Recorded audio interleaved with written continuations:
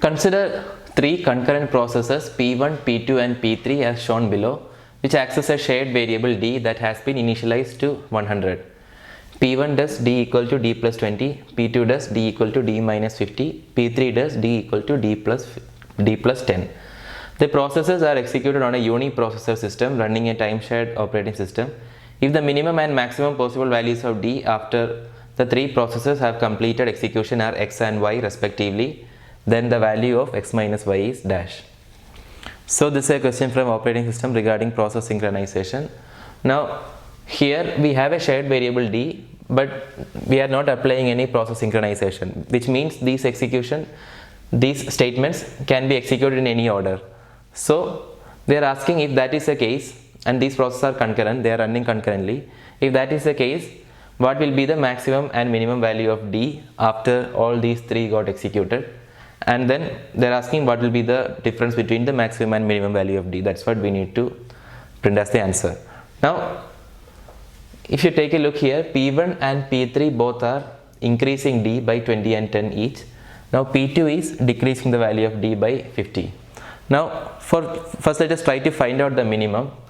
Now the minimum clearly happens when P2 makes changes to the d. Now let us say let us find out if there is any way if P2 can make a change to d and override the changes of P1 and P3. So let us see if that happens, if there is any case. So let us say P2 initially reads d. Now P2 will be having d's value as 100 now. Now after that P1 reads d. Let us say after P2 reads d, before it could write the value of d, let us say P1 reads and writes d. Now P1 will also read the value of d as 100 and then it will increase the value of 100 to 120. After that P3 will read 120 and then increase the value to 130.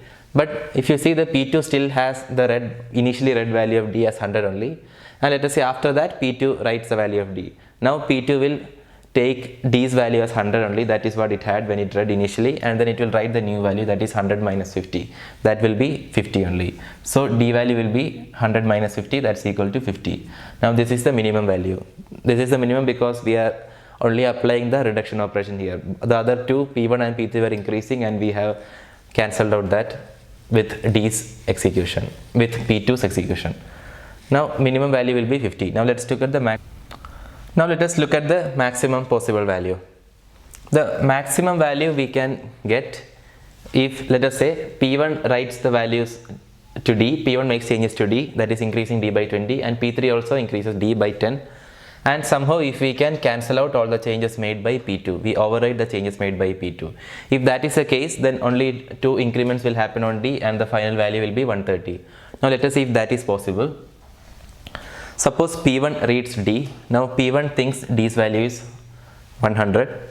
After that P2 reads and writes d. So P2 will read d as 100 and then reduce d values by 50 and d will be 50 finally. After that let us say P1 writes d. Now P1 thinks that d's value is 100 only. P1 will increase that d's value by 20, that is it will make it 120 and write the value of d. Now d's value has become 120. We have overwritten all the P2's changes.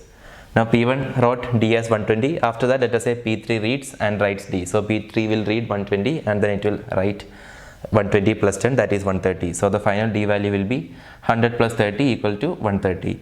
So this is the maximum possible value because both the increment operations we are taking into account and we are cancelling out that decrement operation. This is the minimum value because only the decrement operation we are considering and both the increment operations we are cancelling out.